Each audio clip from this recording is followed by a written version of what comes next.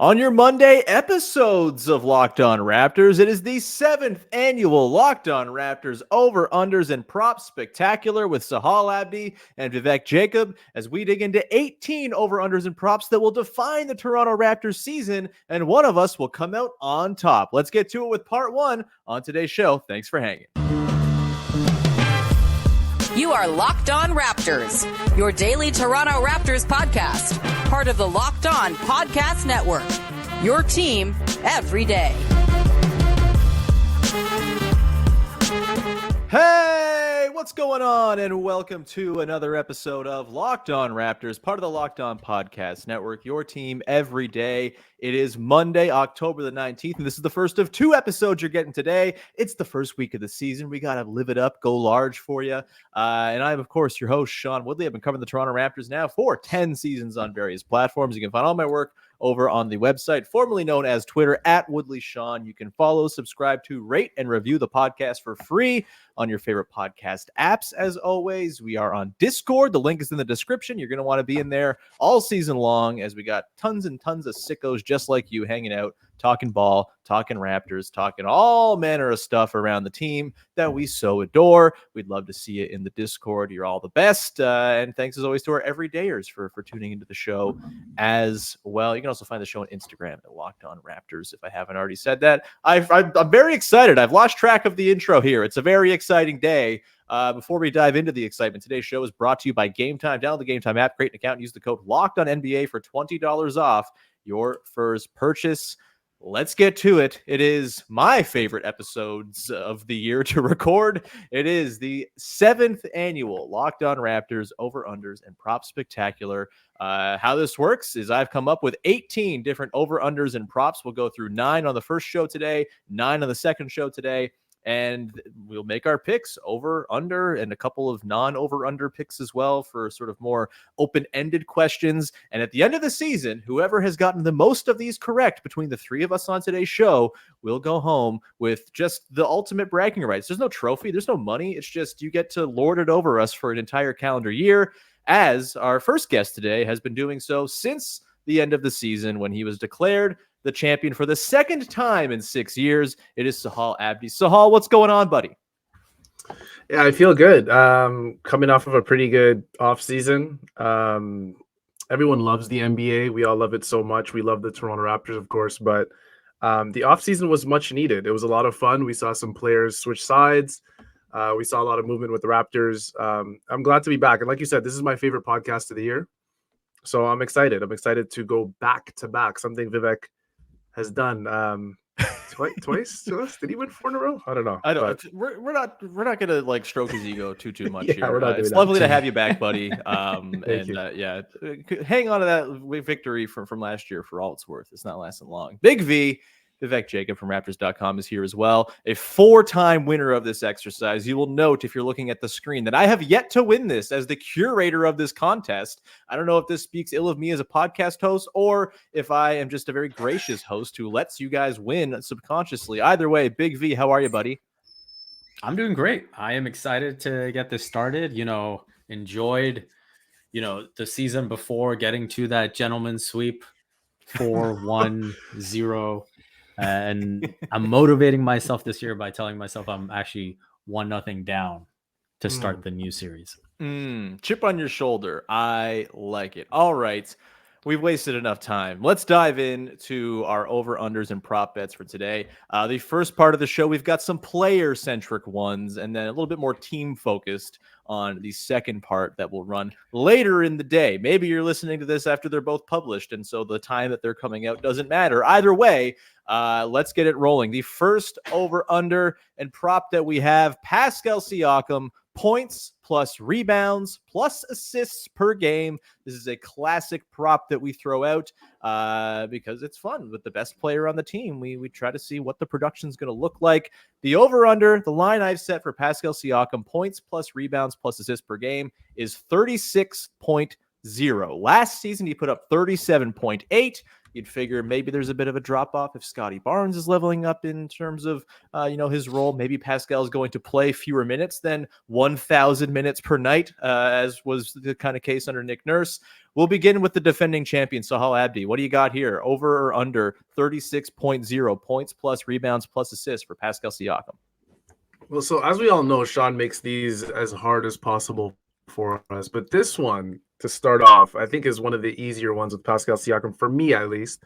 I'm going to take the over. And the reason why I'm taking the over on the Pascal Siakam total at 36.0 that you set, I do see in brackets here, you have it at 37.8 last year. I actually think it's going to be higher than 37.8 last year.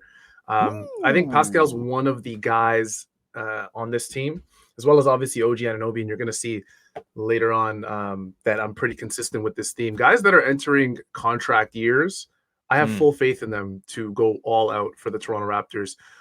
Again, may come at the expense of their overall record or maybe their performance, the team performance from night to night. But I do think this is going to be the year where Pascal Siakam, I mean, he's already cemented himself to me, and I think to most NBA fans, as a top 20 player in the league. But I think this is going to be the time where there's going to be no more discussion. There's going to be no more discussion because there's still fans out there who doubt Pascal Siakam. There's going to be no more discussion with Pascal after this. I think we're looking at something closer to like 38, what I think is going to be 38, 39 total for Pascal in his contract year. Interesting. Big V, where are you going here? Over or under 36.0? Honestly, I had pretty much the same thought process coming in. I think Pascal in a contract year is going to have a big year. I actually I had tweeted about this during the preseason game, and I feel like in terms of the changes to the offense and all of that, I don't think it's going to impact so much, what his raw stats look like. Sure. I actually think he's going to get them because he's just going to be more efficient. And his highest true shooting percentage since becoming the guy is 56.5%. And I think there's a good chance he gets closer to that 60 mark, if not actually hits it. And so that's what I'm like really excited to see with him. Hopefully, the free throw shooting is improved. But beyond that, I think he's in for a pretty efficient season heading into free agency. So I'm starting to regret putting the line at 36 because I'm also taking the over here. But my logic here was, okay, Pascal, especially last season, was just like this heliocentric force. Everything had to flow through Pascal Siakam. Basically, if there was a possession before the Jakob Poeltl trade, when the Fred Yak pick and roll became a thing, but before that, like every possession that was good probably had the ball in Pascal Siakam's hand for a prolonged period at some point or another. And I just don't think that's going to be the same sort of shape of Pascal's usage this year. That said, I'm with you on the efficiency thing. I think he's going to have a chance to. I mentioned this on the podcast, I think on Thursday last week, kind of digging into why Pascal is very important for this team. And I think we could kind of see a bit of a hybrid of the sort of two versions of Pascal we've seen since he kind of became, the guy, I guess, going back to 2019-20, even back to 2018-19, where he was this excellent off-ball guy who used the leverage of other players to just make hell in open space. And I think we're going to see like a return of that to some degree, right? Like I think playing off of Scottie Barnes, if Scottie Barnes can, and we'll talk a lot about Scottie on today's show, of course, but if Scottie can kind of suck in defenders and just sort of make the weak side the playground within which Pascal Siakam can drive, attack, do his thing, I think we could see a pretty big year for Pascal as well. I thought the assists might be down. That's why I dropped the over-under a little bit, just because he's probably going to have less of the ball in his hands. Rebounds even. Jakob Poeltl is going to be a rebound vacuum, I would assume, so maybe there's a drop there. But I think scoring, he's probably going to go up or stay around where he's been. And if that's the case, then I think he probably comes in just over the 36 as well. So riveting start. We're all in the over. It's very exciting. We're going to come back on the other side and start rattling through these. A little more rapid fire. We've got OG Anunoby, Scottie Barnes, Jakob Poeltl props that we're going to get to, and a whole bunch more coming up in just one sec. But first, got to tell you about our good friends over at Game Time, who have a wonderful app. Honestly, it's a beautiful app. If you're trying to buy tickets to, I don't know, NBA games now that they're back on the schedule, Game Time is the place to go. It's super easy to use. It's very user friendly, and they have the Game Time guarantee, which means you're always going to get the best price. If you find tickets in the same section and row for less on a different app, Game Time is going to credit you 110% of the difference. So there's no reason to use any other app than Game Time. It is truthfully my favorite ticket app right now. I got tickets for a game in Seattle for a Mariners game, and then the next day I got tickets for a Seattle Storm game. It was wonderful. I was literally at the door of the Seattle Storm arena, pulled up Game Time, got tickets for like $4. It was incredible. Those last minute flash deals are amazing. And these were good lower bowl seats, like 10th row. It was a wonderful, wonderful deal, all because Game Time makes it easy. And they take the guesswork out of buying tickets. Download the Game Time app, create an account, use the code LOCKEDONNBA for $20 off your first purchase. Terms apply. Again, create an account and redeem the code LOCKEDONNBA, LOCKEDONNBA for $20 off. Download Game Time today. Last minute tickets, lowest price guaranteed.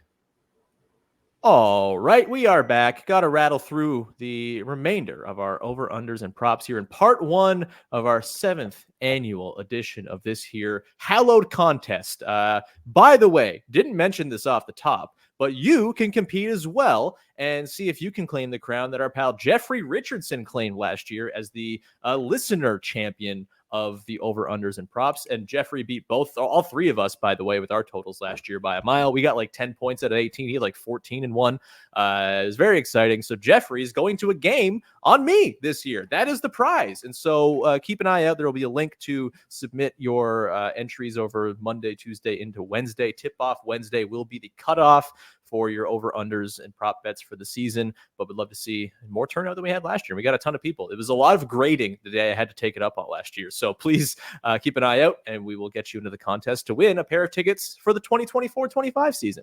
All right, let's go here now. We'll try to go a little bit quicker here. OG Anunoby, points per game, 18.5 is what I've set the over-under at. He scored 16.8 last year. He was floating around the 18-19 range for much of the year before the Jakob Poeltl trade. That, of course, changed the shape of the team big time. Vivek, I'll go to you first. Over under 18.5 for OG when it comes to points this year. You are muted, sir. There we go. Let's try that again. This is a really interesting one. I spent quite a bit of time debating this and thinking about how the team is going to pan out and what things are going to look like. And ultimately, I ended up going with the over. Okay. I think that, when you look at the team construct, when you look at the opportunities that are going to come OG's way, and you look at the 3-point shooting opportunities that this team is just going to need him to take, I think Darko has really been encouraging the above the break threes for OG, and he's kind of been preaching, hey, you're open, shoot it. And he's really trying to instill that mindset in OG, because I think deep down they probably know that they just need it from him, that volume from the outside. And so I think that is going to give him the opportunity to beat that 18.5. I like it. Sahal, over or under 18.5 for OG this year. We're off to a good start, because now is where I start to just divert a little bit away from Vivek, and I'm going to go under. All right. But my under is going to be it's going to be close. Like 18.5 is a really good number to set it at. I set the line very well here. Yeah, I think he's going to be at like 18 or 18 point something, just around there, which, hey, I mean, OG, that's still a career high. If he gets 18 points per game, that's a career high for him. Sure. I think last season or the season before that, was his career high. I think it was like 17, just over 17.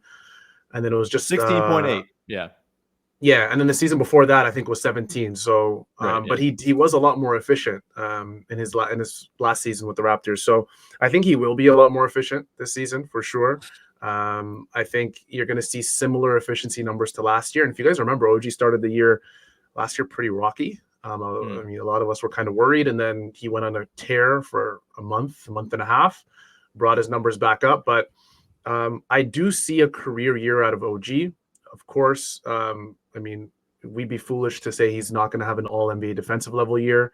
I think a lot of that's just going to come to whether or not, the Raptors are a good team or an average team, which we'll see. But yeah, we're talking about points here. I have him just under 18.5. But hey, if it's over, I'm happy. So it's a win-win. That's with any of these, there's if you take the under, it's the happiness hedge, baby. We love it. Yeah, exactly. I am going to take the under as well. It's really close. Again, really good line set by the line maker. I think for me, I just think we might see this be the end of the sort of OG's the self-creation guy idea. And I think it's just going to kind of naturally flow from Pascal and Scottie kind of taking the reins of the team. And I think there's going to be a million wide open threes for OG. There's going to be a million back cuts to the rim or Jakob Poeltl's hitting him or Scottie Barnes is hitting him and he's dunking it. But I just don't know if that's going to translate to, production over 18.5 a game. I don't think he's got the creation juice, and I think that's fine. I think letting OG be OG is a perfectly fine thing. Obviously, there's the sort of overarching question of, does he want more of a role? What does it mean for his future if he's not going to have a role that's sort of befitting of what he wants? But I just think for the health of the team, I think it's going to be sort of best if he's just like a super duper, like 63, 64 true shooting guy who puts up a solid 17 or 18 a game and just comes in slightly under 18.5. I think I love OG. This is not me not liking OG. I just think we're going to see Scottie and Pascal really kind of take the reins of this team based on, what we've seen in preseason. I just like, it's the talent thing, right? Those are the two guys who I think have the most sort of creation juice on this squad. And I think they are going to kind of lead the way for the most part. All right. Next up on our list of over-unders for individual player stats, we got Scottie Barnes. Assists, I have it set at 6.0. Last year, he was at 4.8, up from around 3.5 as a rookie. I will go first on this one. I am hammering the over on this. I think there's going to be a whole lot of opportunity for Scottie Barnes to throw very cool passes. I think a lot of it's going to come in transition, where he's just going to like kind of walk into 4 assists, just throwing passes to OG or Gary Trent Jr. or Chris Boucher running to the basket. And I think there's just going to be so much responsibility heaped onto his plate this year.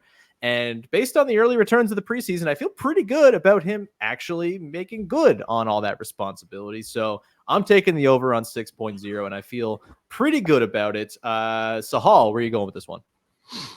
I'm going to take the over as well. For me, this is another pretty simple one. I think it's pretty clear that the Raptors and their head coach, their coaching staff have made it an emphasis to kind of just push Scottie Barnes into that primary playmaker role. We've seen it in preseason. He's having fun passing the ball a lot, different angles, different spots on the court.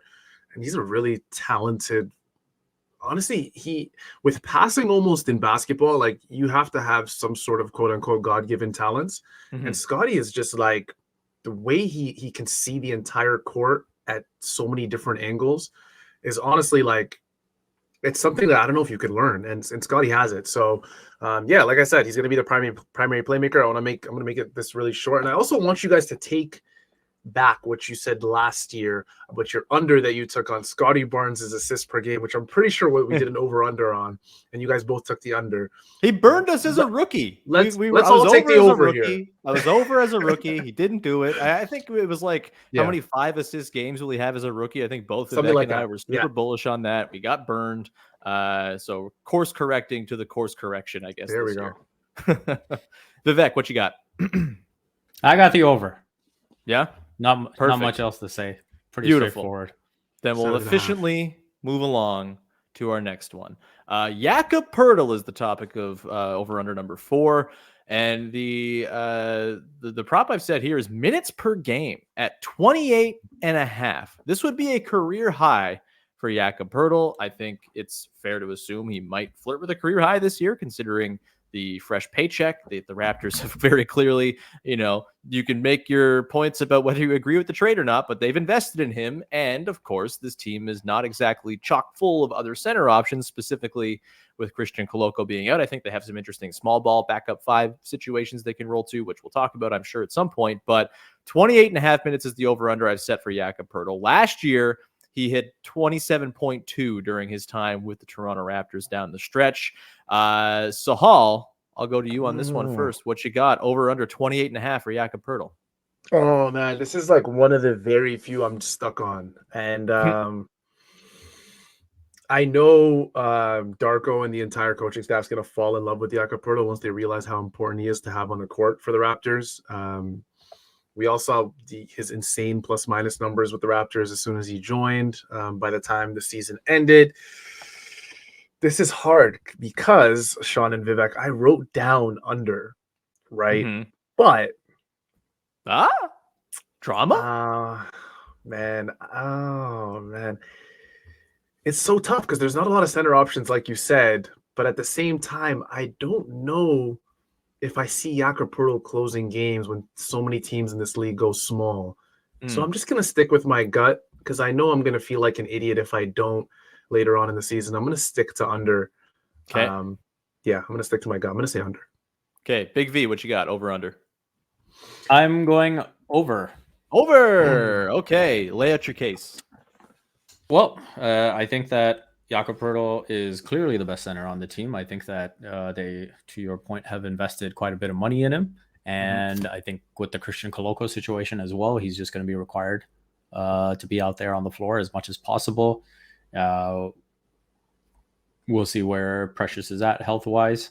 And so I think, Jakob is going to get his minutes. And probably the biggest thing that I haven't mentioned yet is the way Darko wants to use him, and the fact that he sees him as such a pivotal part of the offense and being able to operate out of the high post. I think that is going to lend towards him being on the court as much as possible.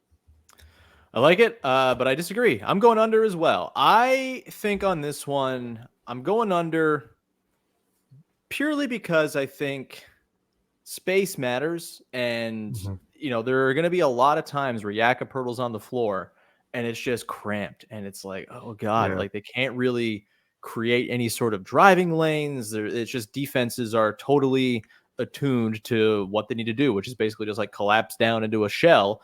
And it is going to be a challenge for the Raptors. And I also think the Scottie Barnes at the 5 thing is going to become a thing this year. I think we saw it in that preseason game against the Bulls. You put him as a screener and a dive man, that dude can make sweet, sweet basketball magic happen working downhill off of those pocket passes.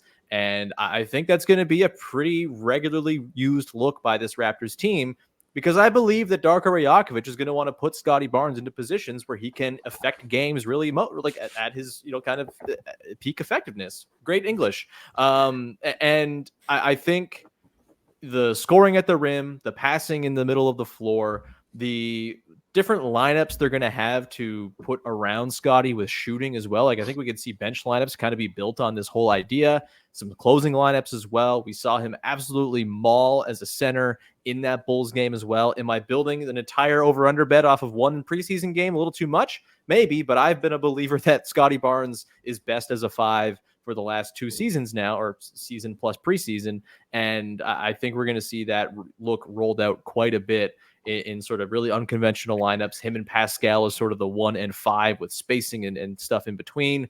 That's where I'm at with this. Maybe I'm crazy, but I think Jakob Poeltl, we saw him get taken out of games, like you mentioned, Sahal, down the stretch, late in games last year. He got benched, and I think the Raptors have more ways to play without Jakob Poeltl this year than they did last year. I think it'll be close. I think he probably is around 27, 28, but I think he comes in just under 28 and a half. I think, Sean, just to add one more thing, because I know we're short on time, but I think my hope here is that Darko has some Steven Adams PTSD with the Memphis Grizzlies, where Steven Adams did not see the floor late in games for Memphis. And obviously they're not the exact same player, right? Both great interior defenders. But again, Poeltl offers you a lot more in the playmaking department, and like Vivek said, they want to play him in the high post. They want him to initiate some of the sets. So my whole hope is that Darko looks at this and goes, you know what, most of the teams in the league are just playing small ball 5, and we just can't have you out there. We need that spacing. We need those lanes for Pascal. We need those lanes for Scottie, who they probably want to go downhill a lot more.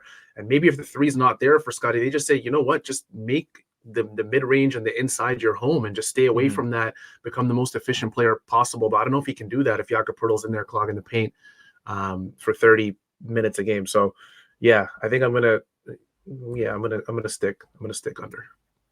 You weren't able to change it anyway. It's locked in stone the second you say it. Oh, okay. Okay. Right. Can I go back now? Let's very quickly, Gary Trent Jr. games started. I have set the over-under at 40 40.5. He started 44 games last season. He had stretches coming off the bench. He had stretches injured as well. Obviously, it doesn't seem like he's going to come into the year as a starter. I'm of the mind that the Raptors will be at their best if he is starting. Vivek, where are you at on games started by Gary Trent Jr. over under 40.5? I'm taking the under. I think, in the words of Gary, the writing's on the wall. I think Darko just likes Dennis to be in that starting lineup. And I think that doesn't mean that there won't be, quick changes. Maybe 5 minutes in, you get a change and he comes in and you make your rotations from there. But I do think that Gary's going to be coming off the bench. I do think he's going to embrace coming off the bench. And I do think he's going to be very effective off the bench. Yeah, I'm with you there on your logic. I also am going the other way. I think between injuries, I think he'll be the first guy in most situations where there's an injury. I think also just the effectiveness thing. I got some concerns about the Dennis Schroeder lineup in terms of how it's going to run offense, man. I don't think teams care about Schroeder as a shooter. That's fun to say really fast. He doesn't have a pull-up threat whatsoever. His career, he is a under 2 attempts a game guy, around 28% as a pull-up three-point shooter. And that's going to matter. And I think we're going to see, again, I keep going back to the half-court offense in that Bulls game, a 71.4 offensive rating in that game for the half-court offense. It's going to be a struggle for this team all season long. And while the defensive upside of that Schroeder lineup is really exciting, I think the sort of trade-off of getting some shooting and offense to complement Scottie Barnes in there, which I think really everything that I'm talking about today is infused with the idea of them maximizing Scottie Barnes. Jakob Poeltl not playing all of the minutes, for example, at center, and this idea as well, too. Gary Trent Jr. and Scottie Barnes, a killer tandem. And I think we'll see at some point a realization that the lineup where maybe Pascal was maybe your more nominal point guard than Dennis Schroeder, you throw in Scottie and he's going to have the ball in his hands a lot too. Trent, OG, Yak. I think that is going to end up being a lineup they go to quite a bit. And I think at some point between the starters changing at some point maybe and injury replacement, I think we get to over 40.5 starts for Gary Trent Jr. Maybe that's ambitious, but that's where I'm at. Sahal, what you got over under 40.5 starts for Gary Trent? I'm going to keep this one super short. I'm going to say under. Okay. I'm at the same reasoning as Vivek. I think he's going to be extremely, extremely effective and a lot more efficient coming off the bench. He will have his opportunity to play with starters. He will have his opportunity to get as many shots up as he wants, which if we've seen even a minute of Gary Trent Jr.'s career, we know that he loves to shoot the ball. So I'm going to go under pretty confidently, under 40.5 games he starts this season. All right. It'll be an interesting one to watch. We'll come back on the other side, get to our final 4 player props and over-unders here on part 1 of this grand annual tradition. We'll do that in just 1 second. But first, got to tell you about our good friends over at BetterHelp. This show is sponsored by BetterHelp. And look, therapy is a useful tool for all sorts of people, whether you're going through big life stuff, whether you're going through just kind of figuring out what you want to do with the next decision you have to make. Maybe your relationship needs some TLC, or maybe you have some more severe trauma you're trying to process. Therapy can be a way to do that. It's a lovely thing because it allows you to just talk about yourself to someone who is there to listen. There's no ulterior motives. There's no agenda. You are just there to help and offer. They're there to help and offer advice based on what you value, what you're all about, and they can help you sort through tough decisions and make the decisions that align with your values. If you're thinking of starting therapy, give BetterHelp a try. It's entirely online, designed to be convenient, flexible, and suited to your schedule. Just fill out a brief questionnaire and get matched up with a licensed therapist, and switch therapists anytime for no additional charge. Make your brain your friend with BetterHelp. Visit BetterHelp.com/LockedOnNBA today to get $10 off your first month. That's BetterHelp, HELP.com/LockedOnNBA. All right, we continue on here. Vivek, Jacob, Sahal, Abdi, rounding out our look at our first 9 over-unders and props for the upcoming Toronto Raptors season. The next one we got on the list here, more total minutes played, Precious Achiuwa or Jalen McDaniels. I will go first here. I am going to go with Jalen McDaniels. On Thursday's episode, when I was kind of ranking the roster in terms of importance, I found myself looking at Jalen McDaniels and thinking, I think this dude's going to play. I think this dude's going to play a lot. It's because he can fit into basically any style of lineup this team is going to run. Obviously, it's dependent on him shooting threes, but I also think that kind of applies to Precious Achiuwa in some way, and I trust Jalen McDaniels' three-point stroke more than I trust Precious Achiuwa's. I think both these guys have a chance of being, the 7th, 8th men on this team if everything breaks right, but I'm going to go Jalen McDaniels by a hair for the most minutes between the two. And Sahal, where are you at with this?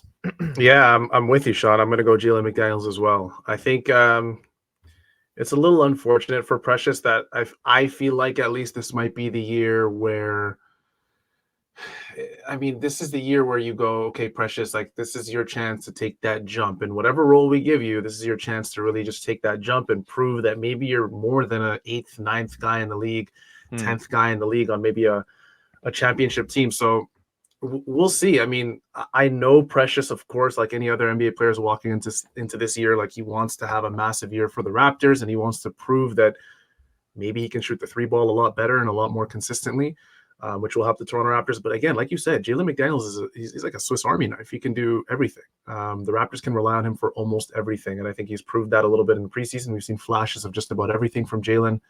And I think Darko's going to look at him and go, he has to give me a reason for me not to put him in the game. And Jalen McDaniels is the type of player, he doesn't make many mistakes. He just give him a role, does it. So I'm gonna go Jalen as well, confidently with this one. Big V, what you got? I'm gonna go with Precious. All right. I think there is some divergence going on here. This is going to be fascinating. That's how it should be. Yeah. Yeah. I mean, sadly, I don't feel too optimistic about Christian Coloco's situation and the way that it has dragged out. And so I just think there's a clearer path to Precious getting minutes. And so I think he's going to be relied on. And Darko has also spoken about Precious in a similar way in terms of wanting to explore Precious in the high post and see what he can do in those areas of the floor. So I think his avenue to playing time is a bit more direct than McDaniels. And so I will roll with that. I like it. I mean, I asked the question for a reason. I think it's a fascinating toss-up. We'll move on now to our next one. Dennis Schroeder, 3-point attempts per game. Last year, 3.4. His high watermark was in OKC 2019-20. I think this season, everybody's hoping he can kind of recapture, very different team circumstances, obviously, but he averaged 5 threes a game that season. I will go with you, Sahal, first. What you got on 3-point attempts for Dennis Schroeder? I think I'm taking the over for this one. I think he's almost going to be forced to shoot the ball. Even if he doesn't want to, he's going to be forced to shoot it maybe a little more than he has to. Again, his numbers don't look great in terms of efficiency beyond the 3-point line, in all the different play types, the catch and shoot, all that good stuff. But, the ball's going to get swung around a lot in this offense, and guys are going to find themselves open. And for Dennis, I believe, like for the Raptors to have or to achieve maybe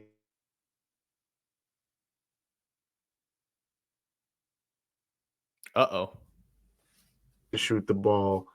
Sorry, the screen. He's back. Yeah. Okay. Yeah, my thing just showed that little loading sign for a second for all of us, and then came back. Okay. But yeah, if you missed those last words, Dennis is at least going to have to be a threat to shoot the ball this season. And I think you're going to see closer to those OKC numbers for him. So I'm going to say over for him. All right, Vivek, what you got?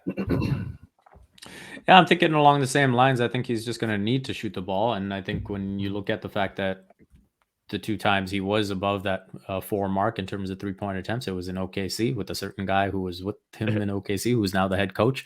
So I think he is looking good to get over 4 attempts a game. I don't know if he's going to make a high degree of them, but I hope so. Yeah.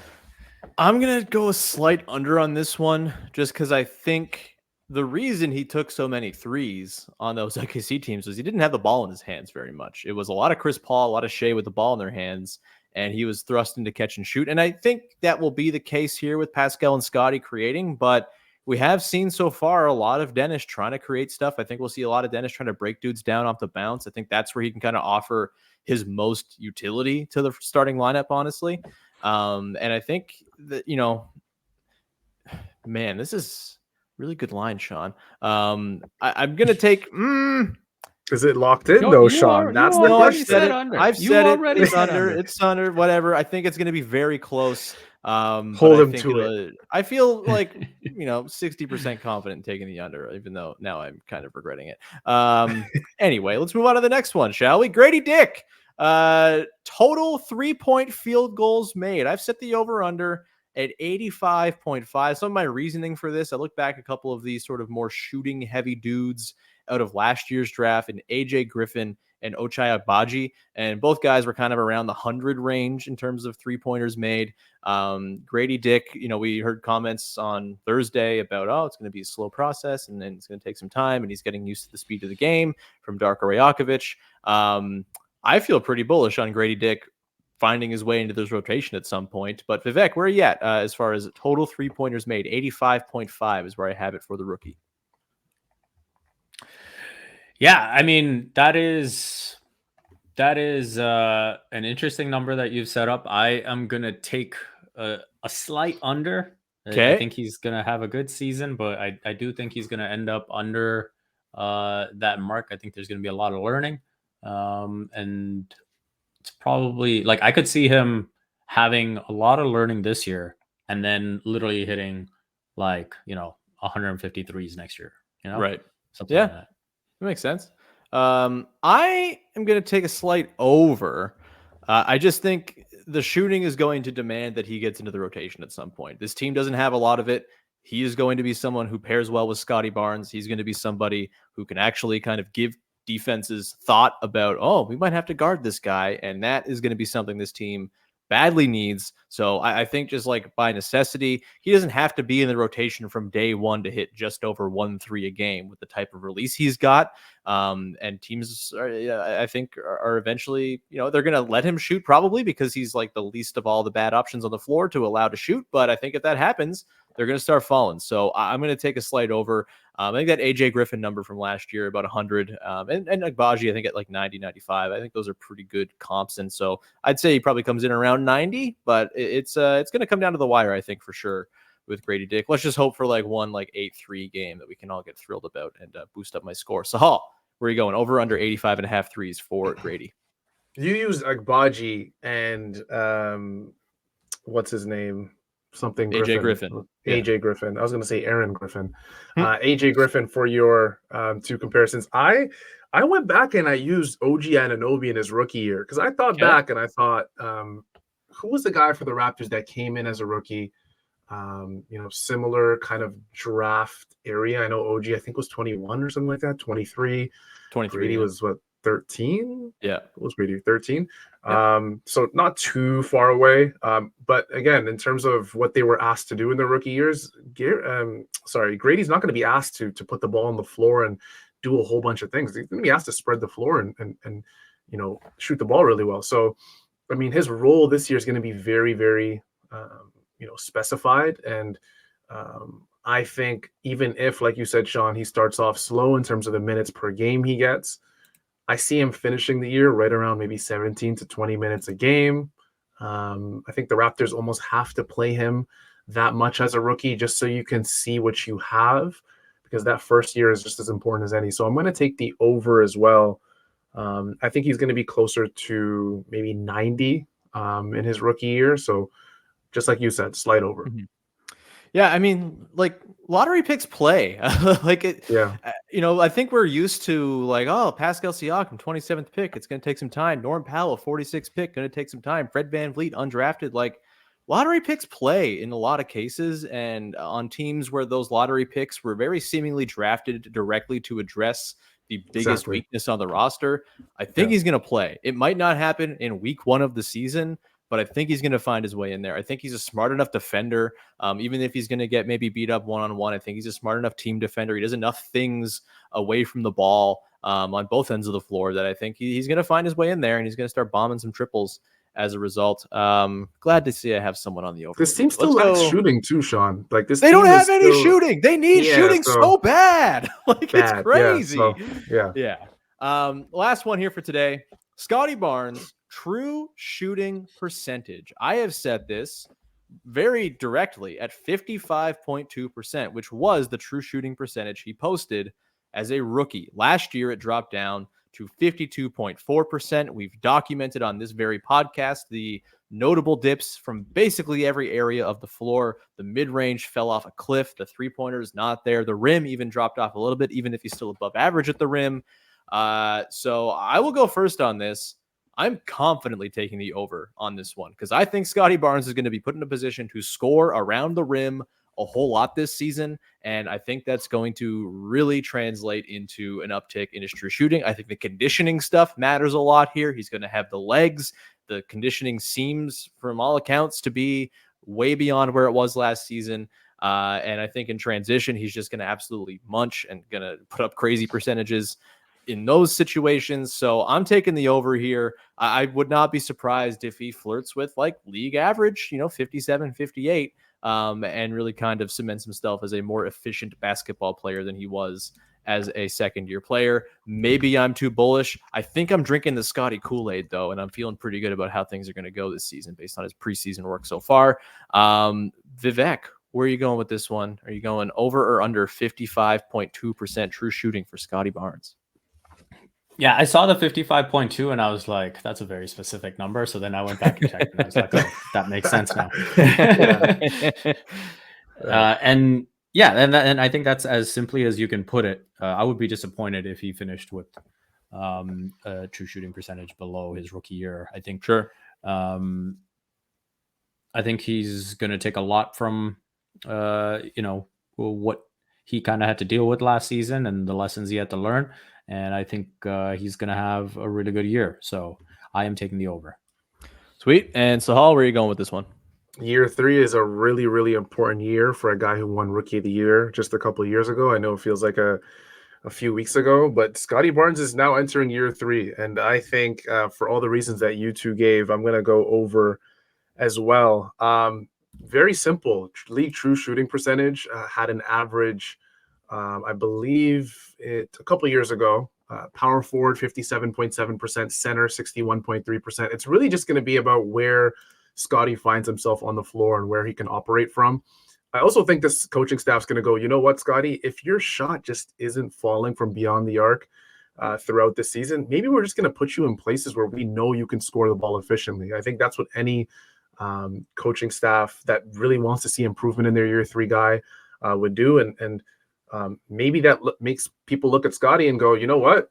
This might be the guy that we do build around, because I know there are some people who are thinking otherwise in different pockets of the fan base and even in the media. So we'll see. I'm going to go over, and again, it'd be a huge, huge disappointment. I think almost a disaster if he went under his rookie mark of 55%. So we'll see. Hopefully he's in better spots this coming year.